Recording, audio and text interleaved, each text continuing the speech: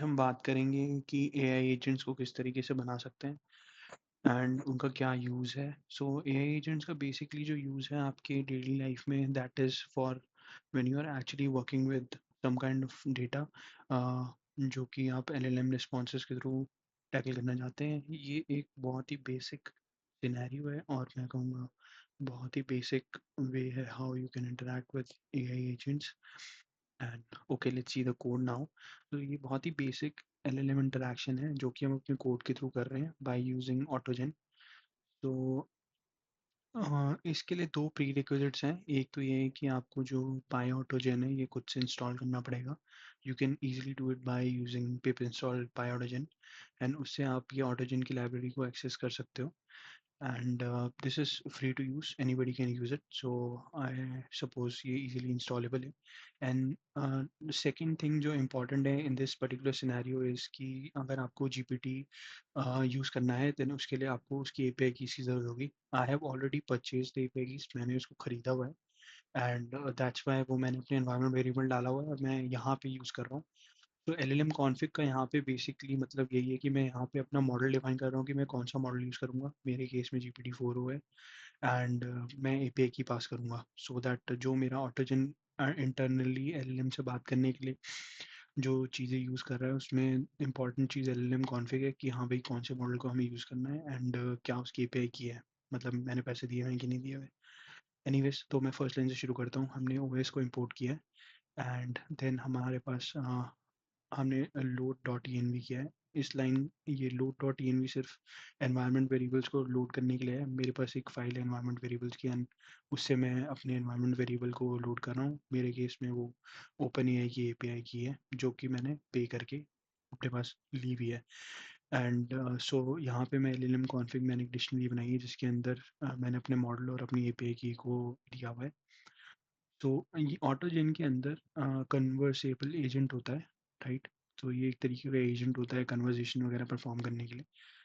तो हम उसको इंपोर्ट कर रहे हैं फ्रॉम ऑटोजन, जो कि मैंने लाइब्रेरी हमने इंस्टॉल करी है।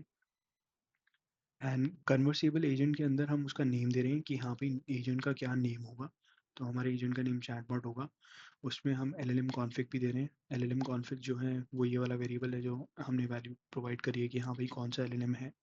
इसमें हम डिफरेंट एलएलएम्स भी दे सकते हैं। अभी फ़िलहाल हम GPT-4 यूज़ कर रहे हैं तो मैं उसी की वैल्यूज़ दे रहा हूँ। बट हाँ, अगर इन फ्यूचर अगर आपको कुछ इम्प्लीमेंट करना है जो कि GPT-4o का यूज़ नहीं कर रहा, किसी और दूसरे मॉडल का यूज़ कर रहा है, तो you can easily make different agents using this. अभी तो हम सिर्फ एक सिंगल एजेंट को यहाँ क्रिएट कर रहे हैं, तो उसके लिए हम एलएलएम कॉन्फ़िग को हमारी वाली एलएलएम कॉन्फ़िग जो मैंने ऊपर डिफाइन करी हुई है उसको पास कर रहे हैं।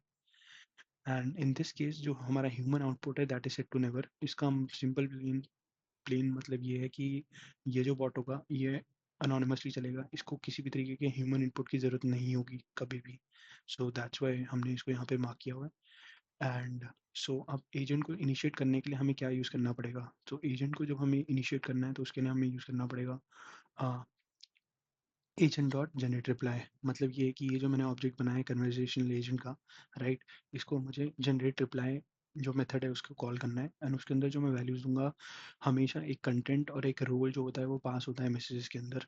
सो कंटेंट का मतलब ये होता है कि मैं इसे एक्चुअली में क्या पूछना चाहता हूँ। सो मैं एक्चुअली में इसको ये बोल रहा हूँ कि एजेंट ऑब्जेक्ट मुझे जो जनरेट रिप्लाई है इस मेथड के अंदर मुझे मैसेजेस जो हमारी लिस्ट होती है उसको पास करना है और मैसेजेस के अंदर हम बेसिकली कंटेक्स्ट सेट करते हैं कि हाँ भाई बात किस बारे में हो रही है।